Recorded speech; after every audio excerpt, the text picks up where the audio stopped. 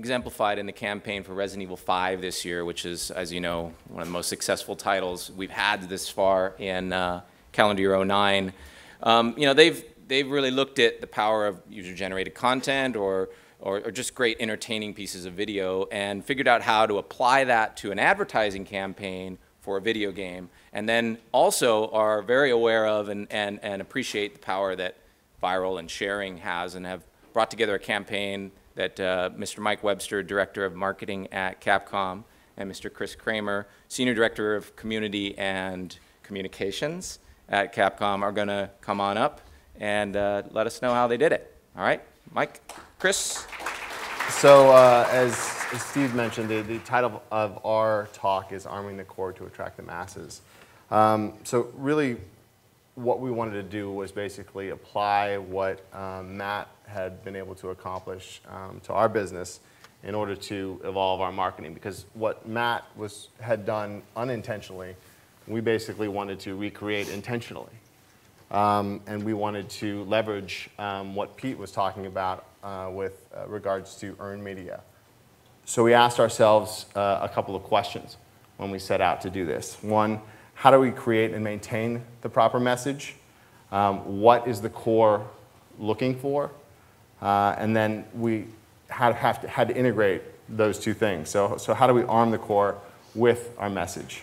How do we get them to share it? And how do we deliver it globally?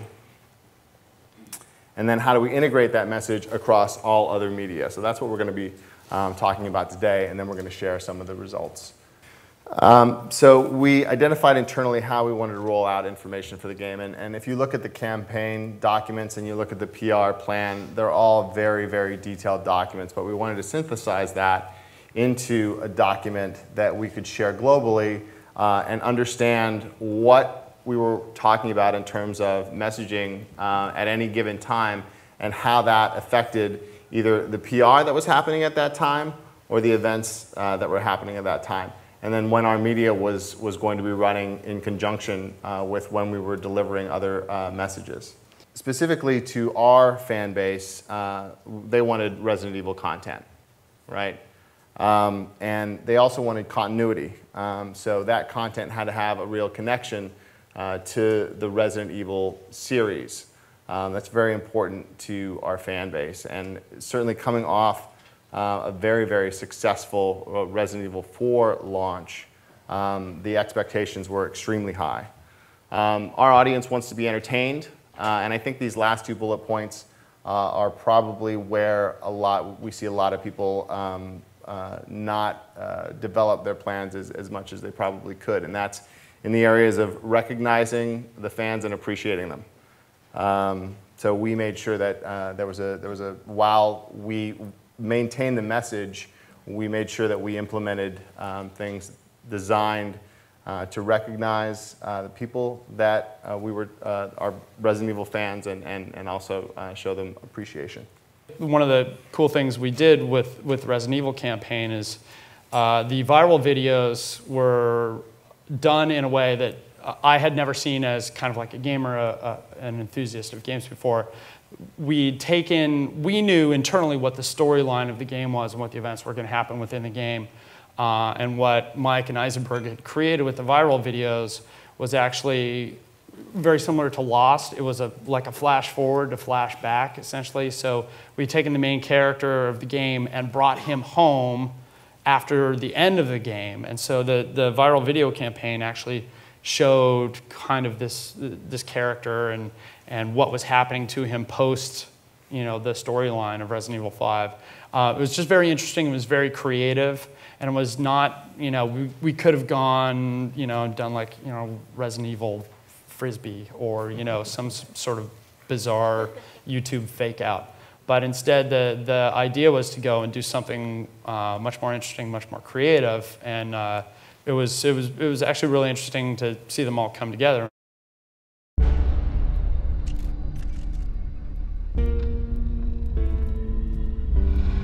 No matter how hard I try, I just can't seem to escape my memories. Agent Redfield saw the worst of what mankind is capable of. No.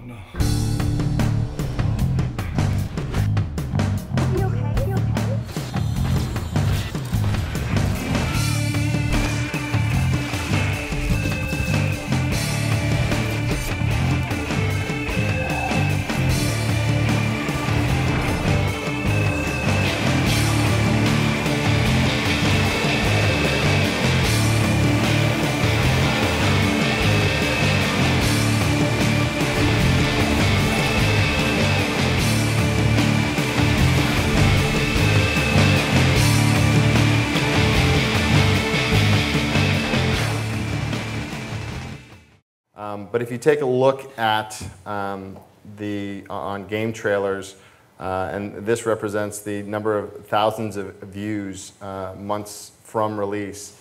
If you look at the blue line, that's Resident Evil, and if you look at the red line, that's all of our competitors. So from a time approximately 4 months prior to release, people were looking at our videos a lot more than they were looking at our competitors, which is exactly what we want. And it goes to, I think, the content that we were creating. This is the data for the first viral video that we put up, and you can see that 42% of the hits that we got were based on people that passed the URL or told someone else about the viral video and had them come to the Kajuju site and see our content. So those are viewers that we probably would not have received had it not been, for the sharing mechanism that we had put into place. Now that we had the viral videos, we had the content, we needed a platform that we were going to use to distribute this content to our fans, and that's really was the birth of the Kajuju site. The Kajuju site is where we house the viral videos, but we knew that the viral videos couldn't that the site wouldn't succeed if it was just the viral videos. We needed more stuff there. And so if you look just below the actor that played Chris Redfield's face in the video, you'll see that there are two areas, one community rewards and the other individual rewards. And what we did was we created other assets that we released upon a certain threshold of the fans coming to the site, sharing the videos. And we'll talk a little bit about that a little bit later. The important point here is that those assets that we created, whether it be extra screenshots, extra gameplay, whether they were desktops, whether they were wallpapers, they all were consistent with the message that we were going out with at the time. The campaign signature for the Resident Evil 5 campaign was the Kajuju graffiti. And the Kajuju graffiti was not just a random creative element that we came up with. If you looked at, or if you watched and followed the viral videos, you'd find out that it was actually integrated into the storyline that we created into those viral videos.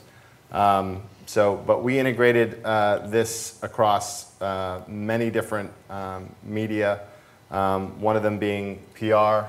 So of course we used it on our key art and our packaging, and the creative graffiti started to catch on, and so we used it, in other places other than media. We used it in our community rewards on the Kajuju site. We used it in our trailers.